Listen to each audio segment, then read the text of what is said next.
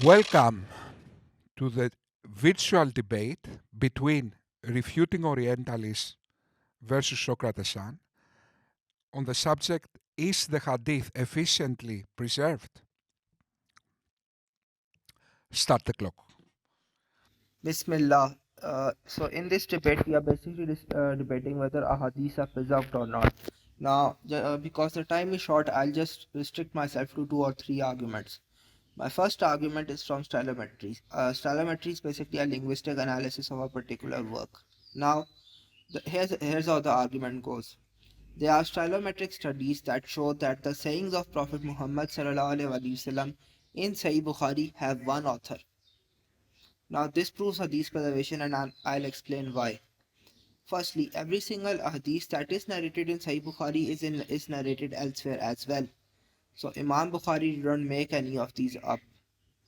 Secondly, these hadiths are narrated in different times and places by numerous peoples. Right? If all those people were making these hadiths up, these wouldn't have one author.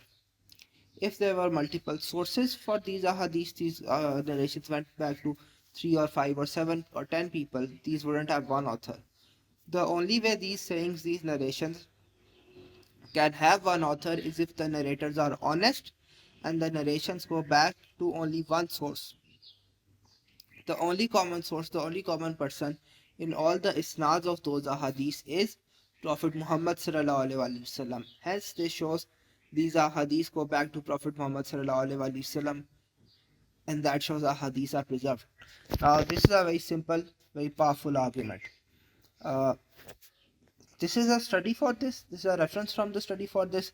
There are actually numerous other studies all done by one author using one Algerian scholar using a variety of methods that show that this conclusion holds, that sayings of Prophet Muhammad sallallahu alaihi wasallam in Sahih Bukhari have one author.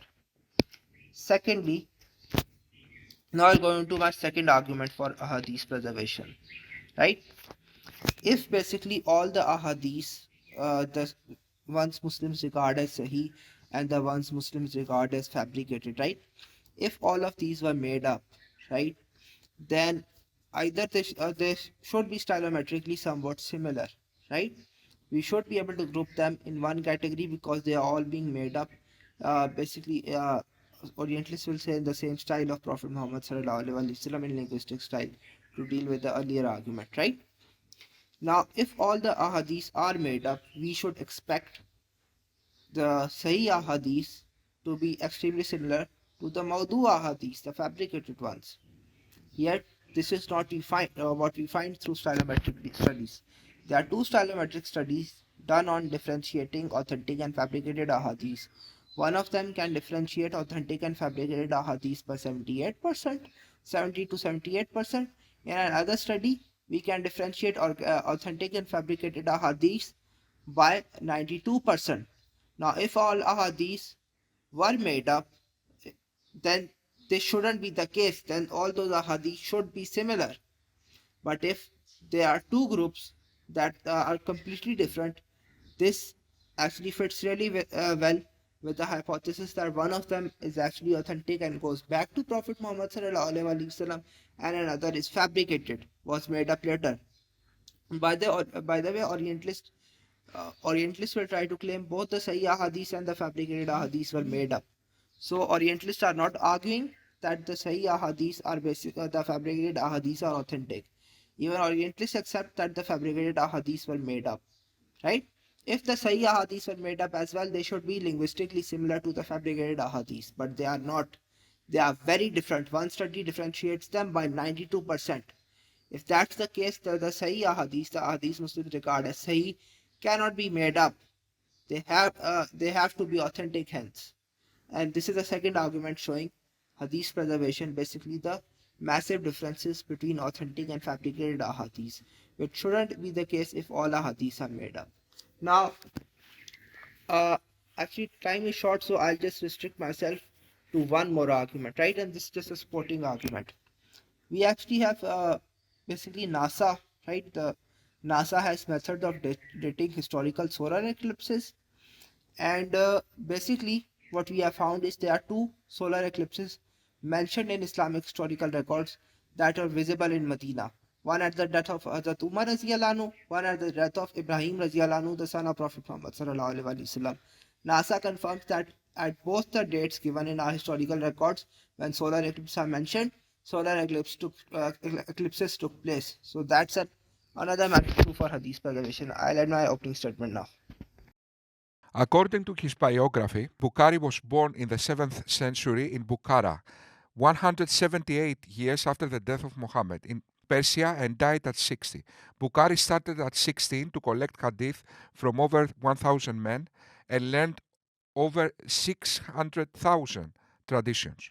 Bukhari selected 7,275 hadiths out of the 600,000 that he received in 16 years.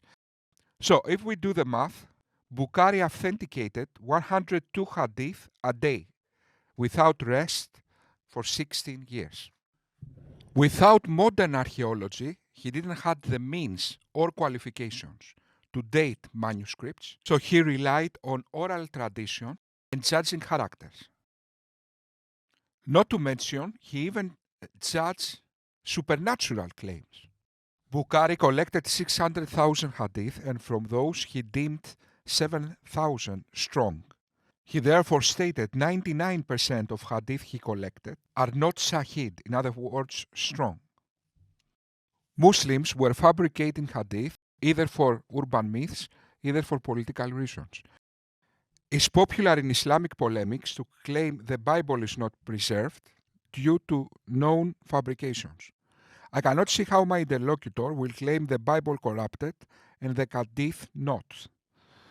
In the book Authentication of Hadith, Redefining the Criteria, in page 4 says, in the established approach to Hadith, if the chain of narrators, sanad, is authentic, the Hadith is considered authentic, regardless of the problems its text may contain. The science of Hadith, in odds with true historical method and lacking archaeology, uses the sanad to authenticate Hadith. But what is this method? Sahih Hadith requirements. Firstly, continued up to the Prophet. Nothing was cut off. Secondly, the nurse is fair. Istiqomah, practicing religion, never committing major sins, and not often committing minor sins. Not a fasik person. Third, strong memorization. Fourth, there is no contradiction between one narration and another. Fifth, there are no hidden defects. In religion, he means. Number 2 and 5 are based on theological criteria and therefore in odds with true historical method. So we can immediately reject number 2 and number 5. We can immediately reject number 3, strong memorization. It's impossible to make psychological analysis of historical figures. So we left with number 1 and number 4. And even that, in the first few hundred years after that, in our times, we don't look at the isnad that goes back to the Prophet. No. After Bukhari wrote down his isnad, that's it, end of story. So if you like, for these 200-300 years, a unique phenomena occurred that did not occur. We don't look at the isnad chain of narrators that go back to the Prophet. After Bukhari wrote down his isnad, that is the end of the story. So you don't have an unbreakable chain of narrators until Muhammad. At best, you have an unbreakable chain of narrators from Bukhari, 200 years after. And then you need to trust Bukhari had an unbreakable chain of narrators until Muhammad. The guy who authenticated 102 hadith a day, that is. So number 1 also goes out of the window. We are left with the number 4. Checking contradictions between one narration and another, having in other words independent sources, is a good way to establish historicity, as long as the isnad is true and accurate. Yet the isnad is not established with archaeology and true historical method. It's based on the information of secondary sources. Therefore, not really independent, aren't they? It's one thing to say John said something and Bill said something independently. And another, Bukhari said that John said something Bill said something independently. Bukhari saying that he's got independent sources or making lists of people doesn't mean those are independent. That is one person saying that. So we dealt with everything in Hadith science in quote marks. The methodology of Hadith is flawed. That's why the Hadith is flawed. Okay, so Bismillah. Now I'll be rebutting my interlocutor here. Now his first argument against a hadith is basically that 600,000 narrations were there in Imam Bukhari's time. 99% were unreliable, and supposedly such a small number is reliable, so why should a hadith be trusted? This claim is false for a very simple reason. These 600,000 narrations are not 600,000 matans, not 600,000 different texts. These are 600,000 isnads. And I'll link a reference for this. This is something even Orientalists like Nabia Abbott will acknowledge, right? Now understand this point. Suppose there is one companion who narrates one hadith to 10 students. Those 10 students narrate one hadith to 10 students. Those 10 students each, and those 10 students narrate to 10 students each. You have only one tradition, one matan, but you have 1,000 isnads or 10,000 isnads, hence you have 10,000 ahadith.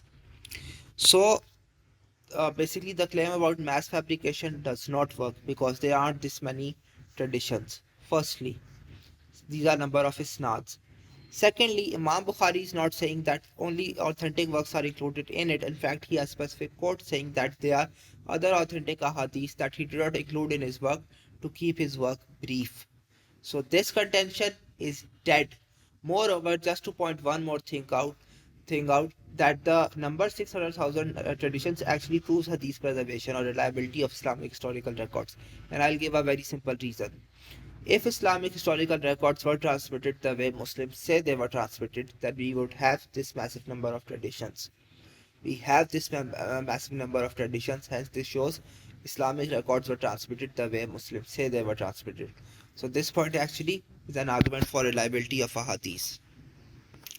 Second claim is basically he makes the point that Islamic historical records have oral tradition, right? Imam Bukhari was going by oral tradition, hence it's reliable. Islamic historical records don't only have oral tradition, there's a lot of written tradition as well, and scholars such as Gregor Schuler are proving this point for me. But secondly, the claim that Imam Bukhari was mainly going by oral tradition, that's just a lie. And I'll give a very simple reason why. Muwatta al-Malik, which is a written work, it was in existence 80 years before Imam Bukhari wrote his book Sahih Bukhari. If that's the case, and there are numerous other examples like this, so the claim that Imam Bukhari was only going by oral tradition, that's just a lie. Thirdly, he's saying that because these records have miracles, they are unreliable. If you are going to assume naturalism, you have to prove it. If you're going to assume the Western criteria, you have to prove it. It's worthless unless you bother to prove it. Thirdly, he's saying that basically biblical Muslims will listen to biblical scholars on matters of basically history, right, on the Bible, but we won't listen to Orientalists on Islam. Well, there is a very simple reason for that. Biblical scholars are willing and able to defend their views against Christians in debates. Orientalists cannot defend their views against their Muslims, hence why they never debate Muslims. One group can defend its views, other can't defend its views. Why should they both be treated the same?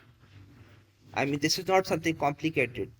So this deals with his earlier nonsense. Now he's basically making claims about the standard for what an honest transmitter is, right?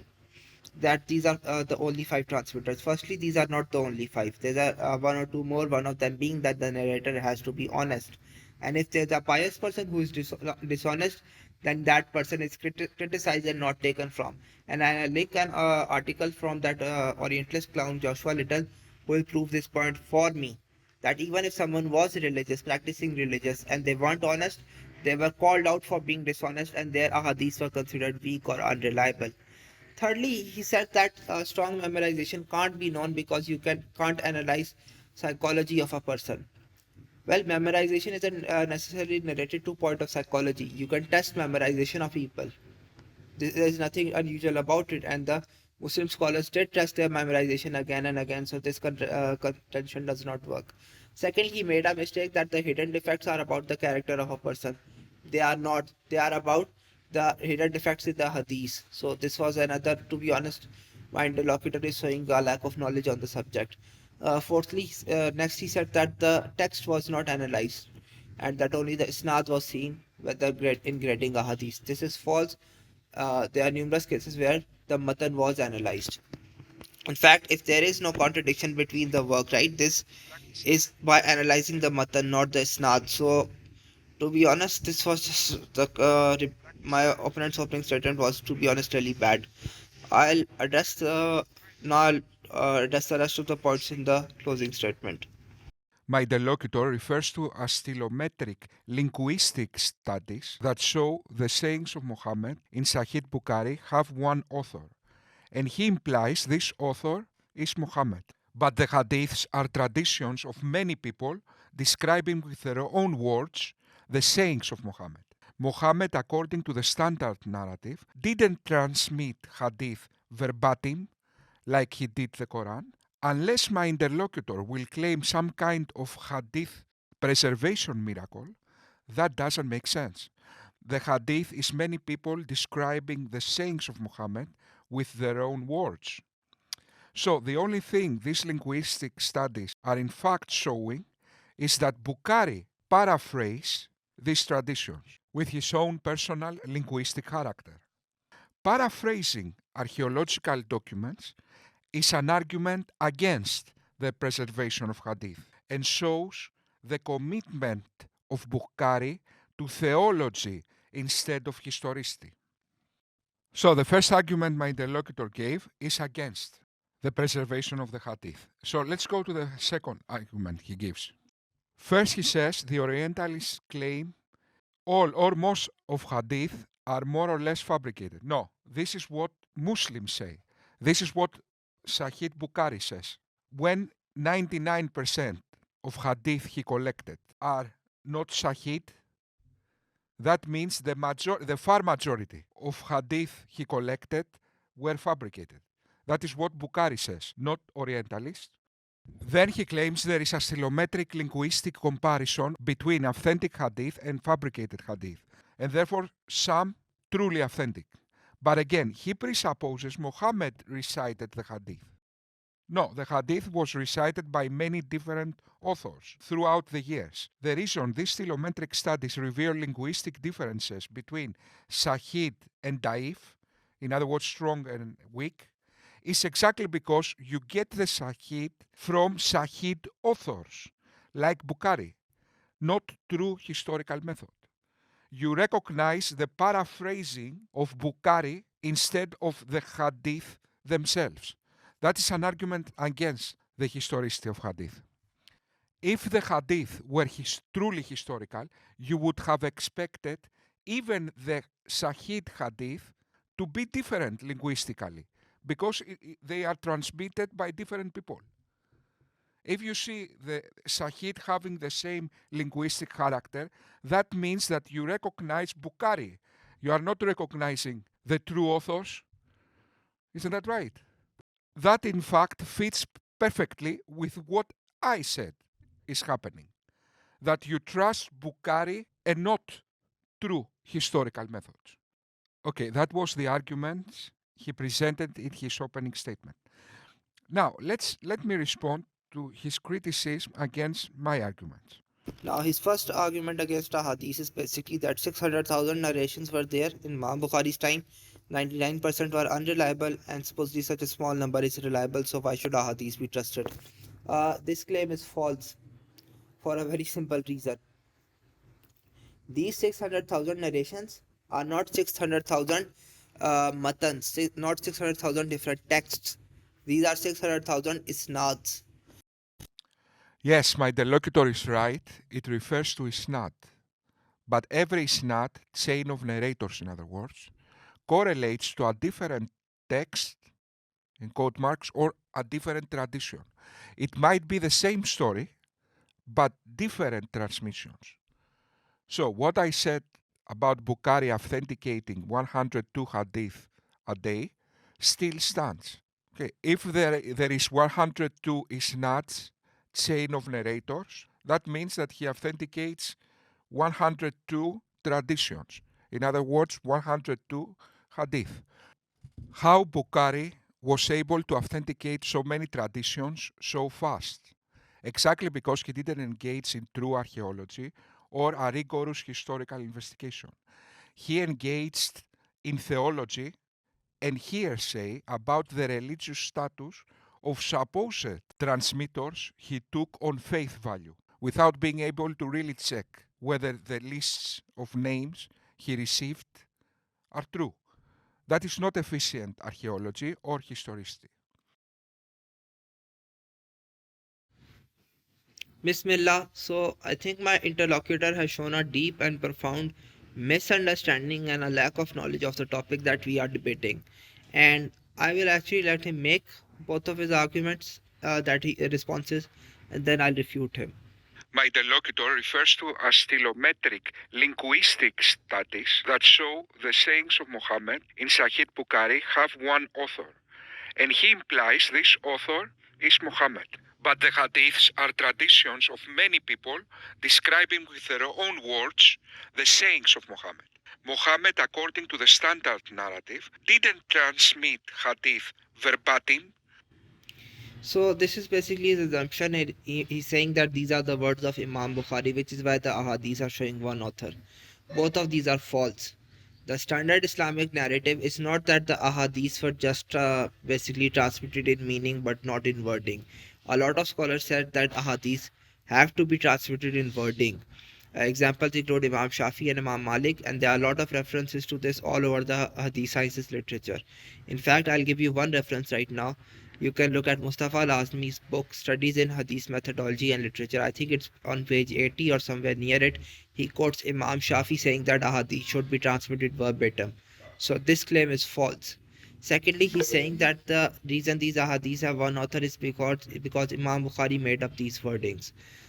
No, this claim is also false because the same hadith with the same wording is present in Sahih Bukhari. It's also present in Sahih Muslim. Moreover, many times, a lot of the times, it is present in earlier works such as Musnad Ahmad, Muwatta Malik, and Sahifah of Imam ibn Munabbih. If Imam Bukhari made up these wordings, what are these wordings doing in works 200 years earlier or 100 years earlier? So the argument has not come nowhere close to being refuted. The argument still stands. These have one author. They were narrated in different times and places by numerous people. If they were lying and making narrations up, these wouldn't have one author.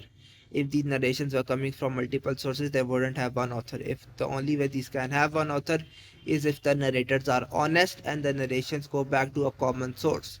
The only common source in all those isnads is Prophet Muhammad sallallahu alaihi wasallam. That argument still stands, and to be blunt, there is no way around it. Secondly, his argument basically is this. All or most of hadith are more or less fabricated. No. This is my second argument for hadith preservation regarding the massive difference between authentic and fabricated ahadith. This is his response. This is what Sahih Bukhari says. When first he says the Orientalists claim all or most of hadith are more or less fabricated. No, this is what Muslims say. This is what. Okay, so basically what he's claiming here is that the point I made about there being 600,000 traditions, right? Most of them being matan, that is false. That there are 600,000, although they have 600,000 isnads, there are 600,000 different matans. This is what he says in the later section of the video. This claim is also false. Why? Because you can see numerous traditions with different isnads that will have the exact same matan. One example I'll give right now, and there are dozens, numerous examples of this. So this claim doesn't work. There's prophecy of interest rates becoming widespread, right? That hadith is in Musnad Ahmad, Sunan Nisai, Sunan Abu Dawud, and Jami Tirmidhi, and I think Ibn Majah. It's in 4 of the 5 texts I mentioned. That hadith has the same wording everywhere, yet it has different isnads or nearly identical wording and different isnads. So this claim is also dead. Now, here's why the second argument will stand. The Orientalist claim is most of all of those traditions are made up and they are not the number my interlocutor is claiming, right? Now, if they were all made up, they should either be linguistically very similar or very different. What shouldn't happen is that there should be two groups of narrations, the authentic being different from the fabricated. But if the authentic narrations were actually going back to Prophet Muhammad sallallahu alaihi wasallam verbatim, they should be identical. And the fabricated ones, if they are not going to back to Prophet Muhammad sallallahu alaihi wasallam, should be very different, which is exactly what we found with these arguments. So my interlocutor has come nowhere close to refuting the arguments. In fact, to be blunt, he shows a deep misunderstanding of the topic. I'll end my statement here. Closing statement. In this part, I will continue addressing the criticism against my presentation. Now understand this point. Suppose there is one companion who narrates one hadith to 10 students. Those 10 students narrate one hadith to 10 students. Those 10 students each, and those 10 students narrate to 10 students each. You have only one tradition, one matan, but you have 1,000 isnad or 10,000 isnads. I beg to differ. What is the meaning of the word isnad? The chain of authorities attesting to the historical authenticity of a particular hadith. Notice the chain of authorities. It's not every authority in the chain. Moreover, just to point one more thing out that the number 600,000 traditions actually proves hadith preservation or reliability of Islamic historical records. And I'll give a very simple reason. If Islamic historical records were transmitted the way Muslims say they were transmitted, then we would have this massive number of traditions. We have this massive number of traditions, hence this shows Islamic records were transmitted the way Muslims say they were transmitted. Muslims say there are daif hadith, and we know from Islamic history, hadith were fabricated, either for political reasons, either for urban myths. For example, you don't accept Shia hadith. Second claim is basically he makes the point that Islamic historical records have oral tradition, right? Imam Bukhari was going by oral tradition, hence it's reliable. Islamic historical records don't only have oral tradition, there's a lot of written tradition as well, and scholars such as Gregor Schuler are proving this point for me.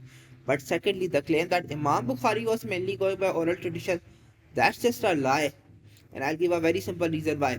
Muwatta al-Malik, which is a written work, it was in existence 80 years before Imam Bukhari wrote his book, Sahih Bukhari. My point was that Bukhari didn't have the archaeological modern means that developed after the 20th century or qualifications to date manuscripts. He only used the 5-point method I presented already, qualifying the isnad. And I already exposed how this method is flawed comparing to true historical method and archaeology. In short, he used arguments from authority, confirmation bias, and he had no true historical methodology to complete his monumental task. And modern hadith scientists, as Yasser Qadi said, don't check the isnad before Bukhari. And I quote, once Bukhari wrote his isnad, that's the end of it. Thirdly, he's saying that because these records have miracles, they are unreliable. If you are going to assume naturalism, you have to prove it. In true historical method, stories that include flying animals, magic, and talking ants are not taken as historical. That's not because of bias against the supernatural, that's because these claims are improbable. The same way a court won't consider a witness reliable if he starts saying, I saw a fairy robbing the bank, and yet, exactly because Bukhari didn't do actual historicity, and he neglected the context of the text, except from consistent theology, that's exactly the reason his method is unreliable historically. Then my interlocutor calls the Bible unreliable because of known forgeries, but he doesn't call the Hadith unreliable because of known forgeries. And he gives some kind of excuse. I don't know. The only five transmitters. Firstly, these are not the only five. There are one or two more, one of them being that the narrator has to be honest. And if there's a pious person who is dishonest, then that person is criticized and not taken from. And I link an article from that Orientalist clown Joshua Little who will prove this point for me. That even if someone was religious, practicing religious, and they weren't honest, they were called out for being dishonest, and their ahadiths were considered weak or unreliable. You heard it, people. Bukhari started collecting hadith when he was 16 years old in Persia, 200 years after Muhammad, and he was able to make psychological analysis of historical figures lived 200 years before him. Not only that, he also did psychological assessments of the transmitter, of the transmitter, of the transmitter, of the transmitter. And he decided, look, listen to these people, a person who talks about flying animals and other such supernatural claims was honest. Bismillah. So this is the last part of the debate, right? We decided to add one more part. Now, I don't think my interlocutor is like he's listening to the points I'm making, or he's just assuming that I am lying or I'm misquoting things, right? The first point he's making here is that I am basically. And we know from Islamic. The first point he makes is that the numbers of isnad, right? The point I made that these are 600,000 different matans, not just 600,000 different isnads. Let me just quote an Orientalist to refute this nonsensical claim once and for all. Now, this reference is from Nabia Abbott, right? From Islamic Awareness website. You can see the link. The traditions of Muhammad sallallahu alaihi wasallam, as transmitted by his companions and their successors, were as a rule I can't pronounce his name, this word, scrutinized at each step of the transmission, and that the so-called phenomenal growth of tradition in the second and third centuries of Islam was not primarily a growth of content so far as the hadith of Muhammad sallallahu alaihi wasallam and hadith of companions are concerned, but represents largely the progressive increase in parallel and multiple chains of transmissions. I mean, to be honest, I think it's sad that he wasted his time making this point. Because Islamic history, hadith, were urban myths. Basically, here earlier he's claiming basically ahadiths are basically just oral tradition and they are not to be taken seriously. He makes the point that ahadiths were made up for propaganda, right? Now some ahadiths were, but again the problem of fabrication is nowhere near as much as he's claiming regarding 600,000 hadiths, right? That claim is refuted. Secondly, just to make one point about propaganda. See, Islamic historical records are reliable. We not only preserved things, Sunnis not only preserved things that were in our favor, but we preserved things that went against our favor. I'll just give one simple example of reliability of Islamic historical records. All the ahadiths that praise Hazrat Ali ibn Abi Talib and his family, the Umayyads would have not included these if they had their way. The Abbasis would have included these if they had their way. But these ahadiths are numerous and they are present throughout our Sunni ahadiths. This shows the reliability of Sunni ahadith. So the claim about political propaganda is dead. Now, his next point is basically that Imam Bukhari. My point was that Imam Bukhari did not have access to modern archaeological tradition. So what? Our records are preserved either way. Whether our records are preserved or not, right? It's independent of the fact whether Imam Bukhari had access to ancient archaeological tradition or not. My interlocutor's next point is that basically the hadiths are supernatural events, hence they are implausible, and that basically modern historians would reject them. Yeah, modern historians would reject them because they assume naturalism. So what? Literally, so what? How does you have to prove your claims? If you are claiming miracles are implausible or impossible, prove it. Whining and assuming your positions won't help you. You have to make arguments. Now, uh, basically, this was about fairies. and yet Let me just get to exactly the points. because Bukhari didn't make except from kind of excuse, I don't know. Point Except from about the criteria Muslim authority for a hadith, right? in archaeology. Mental to true history. Firstly, his claim is that he brought up this criteria again. I made the point about if a person was religious, if they were, but they were dishonest, their ahadiths were rejected. He didn't respond to that. And you want a reference for this? Look at this article. This is from that Orientalist clown Joshua Little. Go to his website, read this article. He's saying the same thing. If a pious person was basically, if they were dishonest, they were called out for it. So his claim about the criteria for ahadith, right? This is already been refuted. Now his last point is that Imam Bukhari was doing psychological analysis on people of 2 centuries, right? How did he know their biographies and their characters? Because Muslims throughout our history recorded biographical literature. That's how he knew it. So, again, to be honest, this is just one bad argument after another in this debate. And again, think about this. Where did he respond to my arguments? Or what's the response to my arguments? I'm ending my time. My interlocutor said I didn't respond to the claim about a person being religious but dishonest, they will still reject his hadith. I already responded to that, in part, saying it's impossible to make psychological assessments of historical figures. But if he wants more response, let me first ask him, how many hadith do Sunni accept from Shia? There is obviously a bias there and nothing to do with honesty. Secondly, let me give you an example to demonstrate this point. Let's say Mohammed Hijab narrated a hadith, and let's say the apostate prophet narrated a hadith. Guess who is the liar according to Refuting Orientalist? Did he really check if the apostate prophet is the liar? No. They consider truthful the people who agree with them theologically.